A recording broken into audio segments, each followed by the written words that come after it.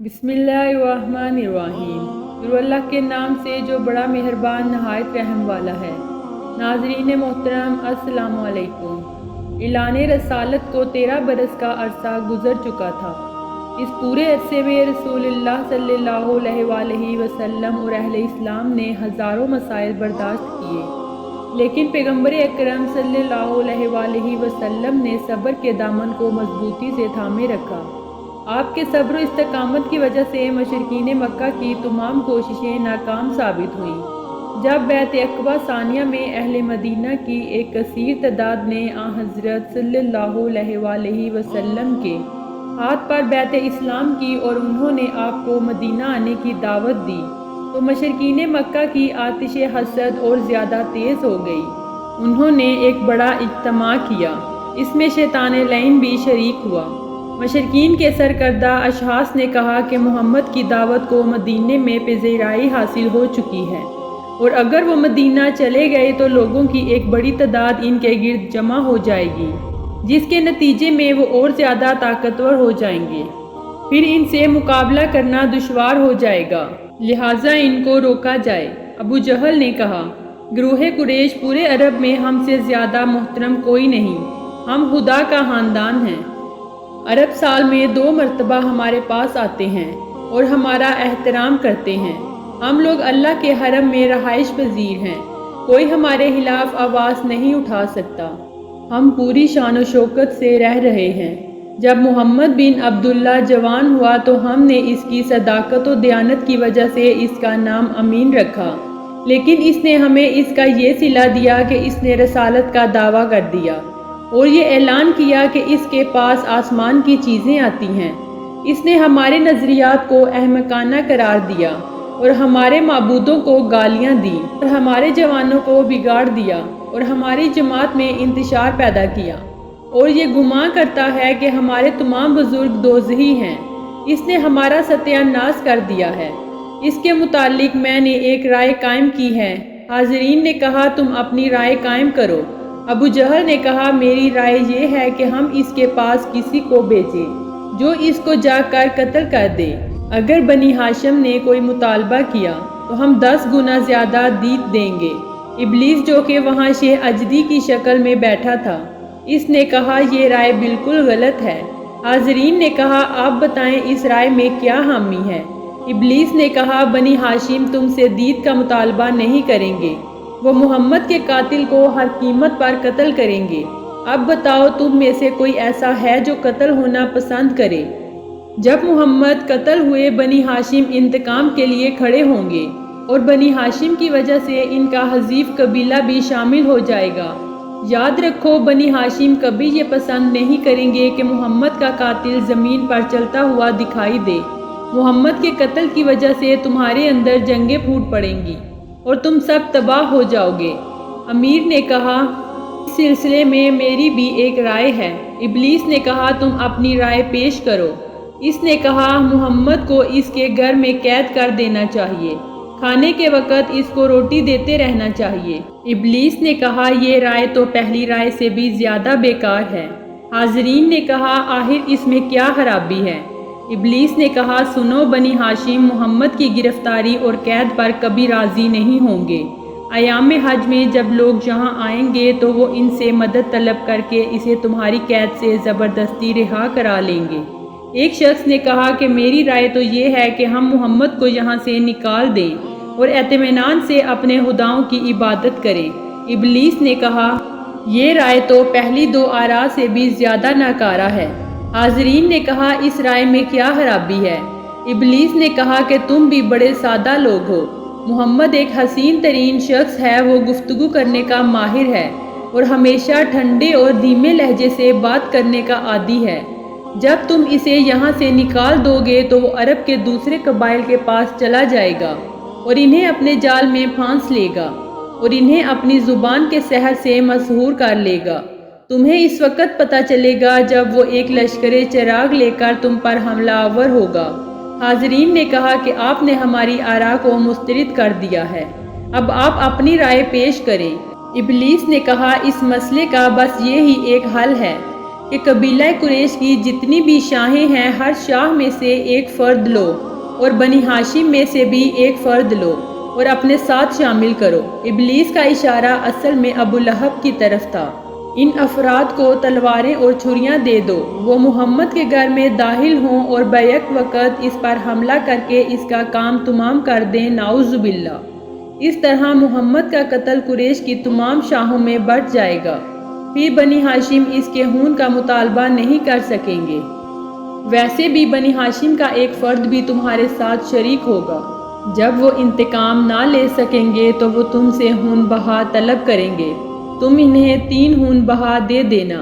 حاضرین نے کہا 3 تو کچھ بھی نہیں، ہم 10 خون بہا دے دیں گے۔ تمام حاضرین نے کہا شیخ نجدی کی تجویز بہترین تجویز ہے۔ چنانچہ انہوں نے قریش کی ہر شاہ سے ایک ایک فرد لیا اور بنی ہاشم میں سے رسول خدا کا چچا ابو لہب بھی شریک ہوا۔ اللہ تعالیٰ نے جبرائیل امین کو حضرت صلی اللہ علیہ وآلہ وسلم کے پاس روانہ کیا اور انہیں بتایا کہ قریش نے آپ کے خلاف منصوبے بنائے ہیں۔ اس بات کا ذکر سورہ انفال کی آیت نمبر 30 میں یوں ملتا ہے، جب کافر آپ کے متعلق منصوبے بنا رہے تھے کہ آپ کو گرفتار کر لیں یا قتل کر دیں یا جلا وطن کر دیں، وہ منصوبے بنا رہے تھے اور اللہ بھی تدبیر کر رہا تھا، اور اللہ بہترین تدبیریں کرنے والا ہے۔ شام ہوئی تو قریش کے ہونہار درندے جمع ہوئے اور ابو لہب نے ان سے کہا میں تمہیں رات کے وقت محمد کے گھر میں داخل ہونے کی اجازت نہیں دے سکتا، کیونکہ گھر میں عورتیں اور بچے ہیں اور اس سے انہیں بھی نقصان پہنچ سکتا ہے۔ آج رات ہم اس کے گھر کا محاصرہ کریں گے، صبح کے وقت اندر داخل ہوں گے۔ چنانچہ حضرت صلی اللہ علیہ وآلہ وسلم کے بدترین آپ کے گھر کا محاصرہ کر کے بیٹھ گئے۔ نبی اکرم صلی اللہ علیہ وآلہ وسلم کے سونے کے لیے بستر بچھایا گیا تو آپ نے حضرت علی رضی اللہ تعالیٰ عنہ سے فرمایا، اے علی میرے لیے اپنی جان قربان کرو گے؟ حضرت علی رضی اللہ تعالیٰ عنہ نے کہا، جی ہاں یا رسول اللہ۔ آپ صلی اللہ علیہ وآلہ وسلم نے فرمایا، آج رات تم میرے بستر پر میری چادر اوڑھ کر سو جاؤ اور میرے یہاں سے جانے کے بعد لوگوں کی امانتیں ان کے سپرد کر دینا اور گھر کی عورتوں کو ساتھ لے کر مدینہ آ جانا۔ حضرت علی رسول خدا کے بستر پر ان کی چادر اوڑھ کر سو گئے۔ حضرت جبرائیل علیہ السلام آئے، انہوں نے رسول خدا کا ہاتھ پکڑا اور انہیں گھر سے باہر لے گئے۔ گھر کے باہر ہونہار دشمن موجود تھے مگر آپ انہیں دکھائی نہ دیے۔ صبح ہوئی تو قاتلوں نے تلواریں بلند کی اور گھر کے اندر آ گئے اور آپ صلی اللہ علیہ وآلہ وسلم کے بستر کے قریب گئے۔ کسی نے کہا ایسے چپکے سے محمد پر حملہ نہ کرو، اس کے منہ سے چادر ہٹا دو تاکہ محمد ہمیں دیکھ سکے کہ ہم نے اسے قتل کر دیا ہے۔ جب چہرے سے چادر ہٹائی گئی تو وہ یہ دیکھ کر حیران رہ گئے کہ بستر پر حضرت علی سو رہے تھے۔ آپ نے آنکھیں کھولی اور گرجدار آواز سے کہا، یہاں کیا کرنے آئے ہو؟ انہوں نے کہا کہ محمد کہاں ہے؟ حضرت علی نے کہا، کیا تم انہیں میری نگرانی میں دے کر گئے تھے کہ میں انہیں تمہارے حوالے کروں؟ تم خود ہی کہتے ہو کہ محمد تمہارے شہر سے چلا جائے، اب وہ خود ہی تمہارے شہر سے چلے گئے ہیں۔ ایک کافر نے کہا، کوئی بات نہیں، اگر محمد ہمارے ہاتھ سے نکل گئے ہیں تو حضرت علی کو قتل کر دینا چاہیے۔ ابو جہل نے کہا، نہیں، یہ ابھی کم سن ہے، ابھی اس کی عقل پختہ نہیں ہے۔ حضرت علی نے فرمایا، خاموش ہو جا، اللہ نے مجھے اتنی عقل عطا کی ہے کہ اگر اسے تمام انسانوں پر تقسیم کیا جائے تو دنیا میں ایک بھی پاگل نہ رہے، اور خدا نے مجھے اتنی قوت عطا کی ہے کہ اگر اسے تمام جہانوں میں تقسیم کیا جائے تو ایک بھی کمزور باقی نہ رہے۔ آپ کا پیغام سن کر ابو الحجری کو غصہ آیا، اس نے حضرت علی کو قتل کرنے کے لیے تلوار بلند کی۔ حضرت علی نے اس کا ہاتھ پکڑا اور زور سے جھٹکا دیا، اس کی تلوار دور جا کر گری اور وہ خود بے ہوش ہو گیا۔ مشرکین نے اسے اٹھایا اور اپنے گھروں کو چل دیے۔ اس مہم سے ناکام ہونے کے بعد قریش نے اعلان کیا کہ جو انہیں نبی کی خبر بتائے گا اسے 100 اونٹ انعام دیے جائیں گے۔ حضرت صلی اللہ علیہ وآلہ وسلم اپنے گھر سے نکلے، راستے میں حضرت ابوبکر صدیق رضی اللہ تعالیٰ عنہ سے ملاقات ہوئی تو انہوں نے حضرت صلی اللہ علیہ وآلہ وسلم کے ساتھ چلنے کی اجازت مانگی۔ اور کہا کہ جب آپ بھی مکہ چھوڑ کر جا رہے ہیں تو مجھے مشرکین میں اکیلا نہ چھوڑیں۔ رسول خدا نے ان کی درخواست قبول کی اور انہیں اپنے ساتھ لے لیا۔ پھر دونوں صاحبان وہاں سے رخصت ہو کر غار ثور میں چھپ گئے۔ اہل عرب کے لوگ سراغ رسانی میں بڑے ماہر سمجھے جاتے تھے۔ وہ نشان قدم کو پہچان کر لوگوں کو تلاش کر لیتے۔ اس وقت مکہ میں ابو قرظ اس فن کا ماہر سمجھا جاتا تھا۔ مشرکین نے اسے ایک بہت بڑے انعام کا لالچ دیا اور کہا ہمیں محمد تلاش کر دو۔ وہ مشرکین کی اس جماعت کو لے کر آپ صلی اللہ علیہ وآلہ وسلم کے دروازے پر آیا اور اس نے آپ کا وہاں لگا ہوا نشان قدم دیکھا اور کہا کہ یہ قدم تو اس قدم جیسا ہے جو مقام ابراہیم میں حضرت ابراہیم علیہ السلام کا لگا ہوا ہے۔ پھر اس نے نشان قدم پر چلنا شروع کیا اور مشرکین کو لے کر غار ثور کے دہانے تک پہنچ گیا اور وہاں پہنچ کر اس نے کہا کہ محمد اور ابوبکر اس سے آگے نہیں گئے۔ اب یہاں سے یا تو وہ آسمان پر چڑھ گئے ہیں یا زمین میں داخل ہو گئے۔ حضرت ابوبکر صدیق نبی کریم صلی اللہ علیہ وآلہ وسلم کے پاس بیٹھے تھے۔ جب انہوں نے یہ باتیں سنی تو تقاضۂ بشیرت سے لرز اٹھے اور انہوں نے کہا یا رسول اللہ وہ اب غار میں داخل ہوں گے اور ہمیں گرفتار کر لیں گے۔ نبی اکرم صلی اللہ علیہ وآلہ وسلم نے انہیں تسلی دی اور فرمایا گھبراؤ نہیں، اللہ ہمارے ساتھ ہے۔ حضرت صلی اللہ علیہ وآلہ وسلم نے غار کے قریب کھڑے درخت کی طرف اشارہ کیا۔ وہ درخت آگے بڑھا اور غار کا منہ بند کر دیا۔ مکڑی نے وہاں جالا تنا اور کبوتری نے غار کے دروازے پر انڈے دیے اور انڈوں پر بیٹھ گئی۔ مشرکین آگے بڑھے یہاں تک کہ غار سے 20 فٹ کے فاصلے پر آ گئے۔ انہوں نے غار کے دہانے کو دیکھا تو وہاں پر مکڑی کا جالا تھا اور انہوں نے دیکھا کہ کبوتری اطمینان سے اپنے انڈوں پر بیٹھی ہوئی تھی۔ یہ دیکھ کر وہ واپس لوٹ گئے۔ نبی اکرم صلی اللہ علیہ وآلہ وسلم 3 دن تک غار میں قیام کیا اور پھر وہاں سے مدینہ کی طرف روانہ ہوئے۔ اس دوران سراقہ بن مالک بن جسم کو معلوم ہوا کہ قریش مکہ نے نبی اکرم صلی اللہ علیہ وآلہ وسلم کو تلاش کرنے والے کے لیے 100 اونٹوں کا اعلان کیا ہے، تو وہ قسمت آزمائی کے لیے گھوڑے پر سوار ہوا اور آپ کی تلاش شروع کر دی۔ کچھ دیر سفر کرنے کے بعد اس کی نظر رسول خدا پر پڑی۔ نبی اکرم صلی اللہ علیہ وآلہ وسلم نے اسے دیکھا تو دعا کی، اے خدا مجھے سراقہ کے شر سے محفوظ فرما۔ آپ کی دعا ختم ہوئی تو اس کے گھوڑے کے قدم زمین میں دھنس گئے۔ اس نے گھوڑے کو نکالنے کی بہت کوشش کی مگر نہ نکال پایا۔ دوڑتا ہوا نبی اکرم صلی اللہ علیہ وآلہ وسلم کے پاس آیا اور اس نے کہا محمد مجھے پتہ چل گیا ہے کہ میرا گھوڑا آپ کی وجہ سے زمین میں دھنسا ہے۔ آپ اللہ سے دعا مانگیں کہ میرا گھوڑا آزاد ہو جائے۔ میں وعدہ کرتا ہوں کہ اگر میں آپ سے اچھائی نہ بھی کر سکا تو برائی بھی نہ کروں گا۔ رسول خدا نے دعا مانگی، اس کا گھوڑا زمین سے نکل آیا۔ اس کے بعد اس نے پھر آپ صلی اللہ علیہ وآلہ وسلم کو پکڑنے کے لیے گھوڑا آگے بڑھایا تو اس کا گھوڑا دوبارہ زمین میں دھنس گیا۔ الغرض 3 بار اس نے یہ ارادہ کیا اور 3 بار اس کا گھوڑا زمین میں دھنستا رہا۔ جب تیسری بار اس کا گھوڑا آزاد ہوا تو اس نے کہا محمد یہ میرے اونٹ اور اونٹنیاں ہیں، آپ کے سامنے چل رہی ہیں اور ان میں میرا غلام موجود ہے۔ اگر آپ کو سواری یا دودھ کے لیے کسی جانور کی ضرورت ہو تو باتکلف ایک جانور لے جائیں۔ یہ میری ترکش کا ایک تیر ہے، اسے میں نشانی کے طور پر آپ کی خدمت میں پیش کرتا ہوں۔ میں واپس جا رہا ہوں اور میں دوسرے تلاش کرنے والوں کو بھی آپ سے دور کر دوں گا۔ رسول خدا نے فرمایا ہمیں تمہارے کسی جانور کی ضرورت نہیں۔ آپ وہاں سے روانہ ہوئے، راستے میں ایک شخص ملا۔ آپ نے اس سے کہا، اس کا نام پوچھا تو اس نے اپنا نام بریدہ بتایا۔ حضرت صلی اللہ علیہ وآلہ وسلم نیک شگون لیتے ہوئے کہا ہمارا معاملہ ٹھنڈا پڑ گیا۔ آپ نے پوچھا کہ تیرا تعلق کس قبیلے سے ہے؟ اس نے کہا میرا تعلق بنی اسلم سے ہے۔ آپ نے کچھ دیر اس شخص سے باتیں کی، اسے اسلام کی دعوت دی۔ آپ کی زبان میں اتنی تاثیر تھی کہ اس شخص نے فوراً اسلام قبول کر لیا۔ بعد میں اس کی قوم کے 70 افراد نے اسلام قبول کیا۔ بریدہ نے کہا یا رسول اللہ اس طرح سے آپ کو مدینہ جانا زیب نہیں دیتا، آپ مجھے اجازت دیں کہ میں آپ کا علمدار بن کر آپ کے ساتھ چلوں۔ نبی اکرم صلی اللہ علیہ وسلم نے فرمایا کہ جو تمہارا جی چاہے وہی کرو۔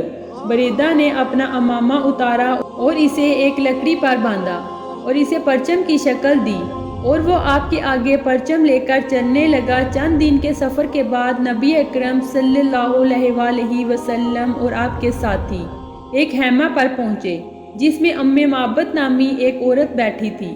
آپ نے اس سے فرمایا ہم پیاسے ہیں، کیا تم ہمیں پینے کے لیے کچھ دے سکتی ہو؟ عورت نے کہا میرا شوہر بکریاں چرانے گیا ہوا ہے، گھر میں ایک بیمار بھیڑ موجود ہے جو کہ دودھ نہیں دیتی۔ حضرت صلی اللہ علیہ وسلم نے فرمایا کیا تو ہمیں اس کے دودھ دھونے کی اجازت دیتی ہے؟ معبد نے کہا میری طرف سے اجازت ہے، لیکن میری بھیڑ بیمار ہے، وہ دودھ نہیں دیتی۔ رسول خدا آگے بڑھے، آپ نے جیسے ہی تھنوں کو ہاتھ لگایا اس میں دودھ بھر گیا۔ اس نے اتنا دودھ دیا کہ آپ نے سیر ہو کر پیا اور آپ کے ساتھیوں نے بھی جی بھر کر دودھ پیا۔ اس کے علاوہ دودھ کی ایک بڑی مقدار بچ گئی۔ اس واقعے کے بعد 18 برس تک وہ بھیڑ زندہ رہی اور ہر وقت اس کے تھن دودھ سے بھرے رہتے۔ پھر آپ نے وضو کرنے کا ارادہ کیا اور آپ کوزے میں پانی کو لے کر کچھ فاصلے پر گئے اور آپ نے وہاں ایک خشک جھاڑی کے پاس بیٹھ کر وضو کیا۔ نبی اکرم صلی اللہ علیہ وسلم کے وضو کا پانی جیسے ہی اس کی جڑوں سے مس ہوا تو وہ خشک جھاڑی تر و تازہ ہو گئی اور پھل دینے لگی۔ جو بھی بیمار اس کا پھل کھاتا وہ صحت یاب ہو جاتا، جو بھوکا اسے کھاتا وہ سیر ہو جاتا۔ وہ درخت امام حسین رضی اللہ تعالیٰ عنہ کی شہادت تک پھل دیتا رہا۔ جب آپ شہید ہوئے تو وہ درخت خشک ہو گیا۔ آپ نے معبد کے خیمے کے پاس کچھ وقت بسر کیا، پھر آپ وہاں سے آگے روانہ ہوئے۔ جب اس کا شوہر واپس آیا اور اس نے اپنی بھیڑ کو شفا یاب پایا اور اس نے دیکھا کہ اس کے تھن دودھ سے بھرے ہوئے ہیں اور خشک درخت سرسبز ہو چکا ہے تو اس نے فوراً اسلام قبول کیا اور اس کے بعد فوراً اس قبیلے نے بھی اسلام قبول کیا۔ چند روز سفر کے بعد آپ صلی اللہ علیہ وسلم قبا پہنچے جو مدینہ کے نواحی بستی تھی۔ قبا پہنچ کر آپ وہاں ٹھہر گئے اور آپ نے فرمایا جب تک علی نہ آئیں گے اس وقت تک مدینہ میں قدم نہیں رکھوں گا۔ آپ صلی اللہ علیہ وسلم کی ہجرت کے بعد حضرت علی نے لوگوں کی امانتیں واپس کی اور آپ نے اپنے گھر کی عورتوں کو ساتھ لیا اور مدینہ کی طرف ہجرت کی۔ راستے میں مشرکین نے مزاحمت کی اور انہوں نے آپ کو قتل کرنا چاہا، مگر شیر خدا نے ان کا مقابلہ کیا اور ان کی تعداد کو جہنم واصل کیا۔ آخرکار بھوک پیاس کی سختیاں جھیلنے کے بعد آپ صلی اللہ علیہ وسلم کے پاس قبا پہنچ گئے۔ جب حضرت علی رضی اللہ تعالیٰ عنہ قبا پہنچے تو آپ صلی اللہ علیہ وسلم نے انہیں سینے سے لگایا اور ان کی تکالیف کو دیکھ کر آپ رو پڑے۔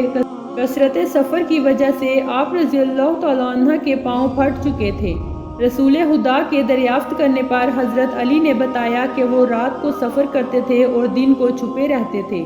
حضرت صلی اللہ علیہ وسلم نے آپ کے قدموں پر لعاب دہن ڈالا جسے حضرت علی رضی اللہ تعالیٰ عنہ نے اپنے ہاتھوں سے پاؤں پر ملا تو آپ رضی اللہ تعالیٰ عنہ کے پاؤں مبارک ٹھیک ہو گئے اور اس کے بعد نبی اکرم صلی اللہ علیہ وسلم حضرت علی کو اور خواتین کو لے کر مدینہ میں داخل ہوئے، جبکہ حضرت ابوبکر صدیق رضی اللہ تعالیٰ عنہ کئی دن پہلے ہی مدینہ پہنچ چکے تھے۔ امید کرتی ہوں آپ کو آج کی ویڈیو اچھی لگی ہوگی۔ مزید ایسی ویڈیوز کے لیے ہمارا چینل وزٹ کریں۔ شکریہ۔